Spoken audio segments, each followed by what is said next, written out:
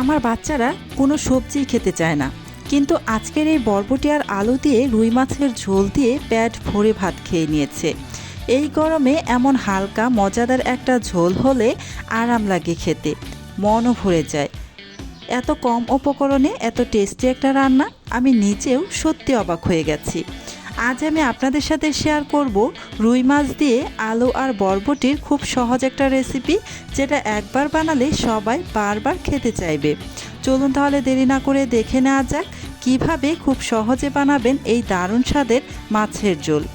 প্রথমে চুলায় আমি একটি প্যান বসিয়ে প্যানটাকে গরম করে তারপর এখানে পর্যাপ্ত পরিমাণে সরিষার তেল দিয়ে গরম করে দিয়ে দিলাম রুই মাছের টুকরোগুলো।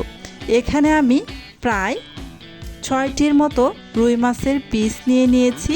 এই মাছগুলোকে আমি অফ ক্যামেরায় খুব ভালোভাবে ধুয়ে পরিষ্কার করে তারপর সামান্য লবণ, হলুদ আর মরিচের গুঁড়া মাখিয়ে রেখে এই যে তেলের মধ্যে দিয়ে এখন ভেজে নিচ্ছি। এই মাছের এক পাশ খুব সুন্দর একটা কালার চলে আসছে, তাই মাছগুলোকে আমি উল্টে পাল্টে খুব সুন্দরভাবে ভেজে নিচ্ছি। মাছগুলো আপনারা আপনাদের ইচ্ছে অনুযায়ী ভেজে নেবেন, যে যেমন করে ভাজতে পছন্দ করেন। কেউ মাছ তরকারিতে দেওয়ার জন্য অল্প করে ভাজেন, কেউ আবার কড়া ভাজি করেন, যার যেমনটা পছন্দ ভেজে নিতে পারেন। মাছগুলো উঠিয়ে নিয়ে এই তেলের মধ্যে আমি হাফ চা চামচের মতো কালো জিরা আর একটি মিডিয়াম সাইজের পেঁয়াজ কুচি দিয়ে দিয়েছি, সাথে 2টি কাঁচামরিচ ফালি করে দিয়ে দিয়েছি। কিছুক্ষণ ভেজে নিচ্ছি, সামান্য একটু নরম হওয়া পর্যন্ত ভেজে নিয়ে তারপর এখানে আমি দিয়ে দিব মিডিয়াম সাইজের 3টি আলু। এই আলুগুলোর খোসা ছাড়িয়ে আমি একটু মোটা করে কেটে ধুয়ে পরিষ্কার করে তারপর এখানে দিয়ে দিলাম। আলুগুলোকে দিয়ে পেঁয়াজের সাথে নেড়ে মিশিয়ে নিয়ে তারপর এখানে দিয়ে দিচ্ছি বরবটি। আমি আলুগুলোকে যেরকম লম্বালম্বিভাবে কেটেছি, বরবটিটাও ঠিক তেমন লম্বা করেই কেটে ধুয়ে পরিষ্কার করে নিয়েছি। বরবটিটা দেওয়ার পর এখানে স্বাদ অনুযায়ী লবণ দিয়ে দিচ্ছি। এবার খুব ভালোভাবে নাড়াচাড়া করে মিশিয়ে নিচ্ছি। লবণটা যদি এভাবে দিয়ে দেন তাহলে কিন্তু বরবটি আর আলু সিদ্ধ হতে খুব বেশি সময় লাগবে না। এবার ঢাকনা দিয়ে ঢেকে প্রায় 2 মিনিট মতো রেখে দিয়েছিলাম। 2 মিনিট পর ঢাকনাটা আমি খুলে নিয়ে নাড়াচাড়া করে নিচ্ছি।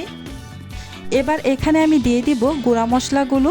প্রথমেই দিয়ে দিচ্ছি হাফ চা চামচ পরিমাণ হলুদের গুঁড়া, 1 চা চামচ পরিমাণ মরিচের গুঁড়া। আপনারা আপনাদের পছন্দ অনুযায়ী এখানে যে যেমন ঝাল খেতে পছন্দ করবেন তেমনটাই মরিচের গুঁড়ার পরিমাণটা দিতে পারেন। এবার নাড়াচাড়া করে ভালোভাবে মিশিয়ে নিচ্ছি। এ পর্যায়ে কিন্তু চুলার আঁচ একদমই মিডিয়াম টু লো আঁচের মাঝামাঝিতে থাকবে। নেড়ে মিশিয়ে নিয়ে এখানে আমি একটি মিডিয়াম সাইজের পাকা টমেটো একদম ছোট ছোট কিউব করে কেটে তারপর দিয়ে দিলাম।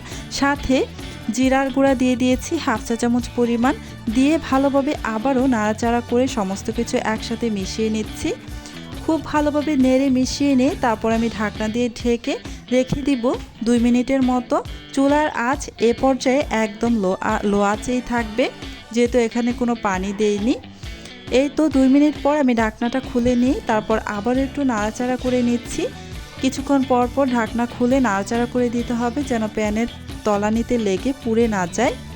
এবার এই মশলাটা যাতে সবজি মশলা একসাথে ভালোভাবে কষানো হয়, পুড়ে না যায়, সেজন্য সামান্য একটু পানি দিয়ে দিয়েছি। খুব বেশি কিন্তু পানি দেওয়া যাবে না, একদমই সামান্য একটু পানি দিয়ে নাড়াচাড়া করে আবারও ঢাকনা দিয়ে ঢেকে রেখে দিচ্ছি প্রায় 3 মিনিটের মতো।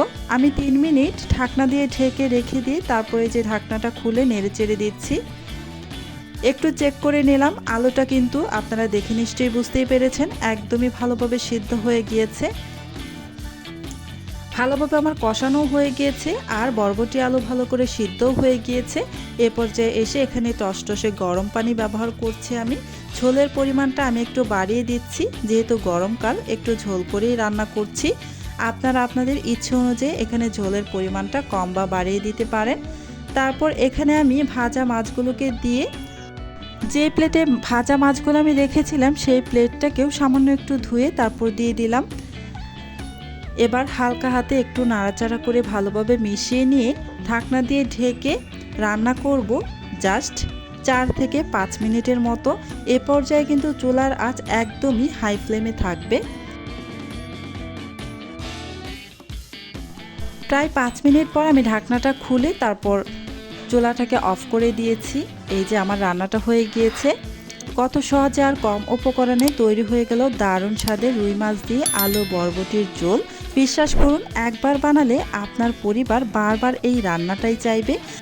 সবাই ভালো থাকবেন। ধন্যবাদ সবাইকে।